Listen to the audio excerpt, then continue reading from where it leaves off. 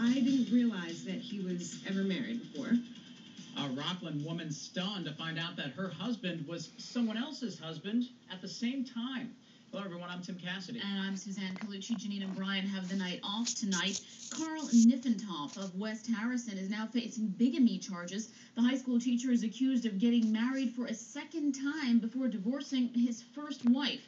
News 12's Lisa Reyes is at the Stony Point Police Department with more on this bizarre story. Lisa. Well, Suzanne, it has all the elements of a Lifetime movie, but for one woman, this was no movie. It was real life. Her husband now facing a March court date after she discovered she wasn't the only missus in her marriage. I fell in love with him, and that he was my future. I made my life with him. Alyssa Grippo and Carl Niffentoff dated for 5 years before they took a trip down the aisle. She thought she was heading toward wedded bliss. Now this newlywed is emotionally scarred after a heartbreaking discovery. She was looking to get on his insurance. They were married in July of 2010. She was trying to get on the insurance. Apparently was having problems. When she followed up in the insurance company, she discovered he had another wife on the insurance.